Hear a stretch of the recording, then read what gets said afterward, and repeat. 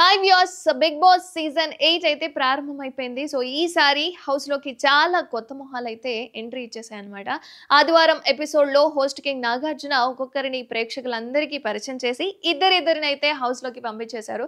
ఇక హౌస్‌లోకి వెళ్ళిన దగ్గర నుంచి హౌస్‌మేట్స్ అందరి మధ్య రచ్చ రచ్చ అయితే మొదలైపోయిందన్నమాట. నిన్నటి ఎపిసోడ్‌లో హౌస్‌మేట్స్ మధ్య గట్టిగానే రచ్చ అయితే జరిగిపోయింది. శేఖర్ భాష వితండవాదానికి ఆకుల సోనియా అదిరిపోయే కౌంటర్ అయితే ఇచ్చింది. నాగార్జున ముందే చెప్పారు, ఈసారి హౌస్ లో అన్ని అన్లిమిటెడ్ గా ఉంటాయి అని అన్నట్టుగానే నిన్నటి ఎపిసోడ్ లో అయితే గొడవలు అన్లిమిటెడ్ గా జరిగిపోయాయి అనమాట. ఇంకా జరుగుతూనే ఉంటాయి, అది కామన్. కానీ నిన్నటి ఎపిసోడ్ లో ఒకప్పటి హీరో ఆదిత్య ఓం నాగమన్ గట్టె దగ్గరకు వచ్చి సారీ చెప్పాడు. అయితే హౌస్ లో నుంచి ఎవరిని బయటికి పంపాలి అంటే నేను నీ పేరు కావాలని చెప్పలేదు అని క్లారిటీ కూడా ఇచ్చాడు. మనకంట కాస్త పొగరుగా పర్లేదు అంటూ అక్కడి నుంచి వెళ్ళిపోయాడు.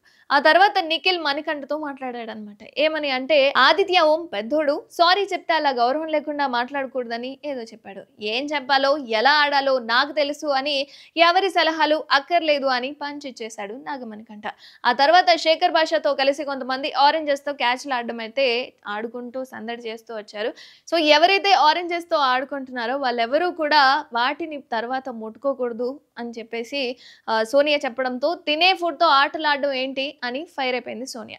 అయితే దాంతో మిగిలిన వారందరూ సైలెంట్ అయినా శేఖర్ భాష మాత్రం రేజ్ అయిపోయాడు.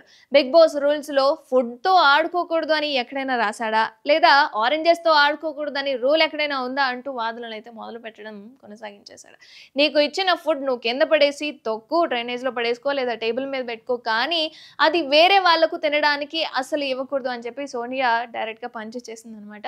సో ఎవరైతే దాన్ని తినాలనుకుంటున్నారో, మనుషుల్లాగా తిందాం అనుకుంటున్నారో వాళ్ళకి మాత్రం ఇవి పెట్టకండి అంటూ చెప్పేసింది.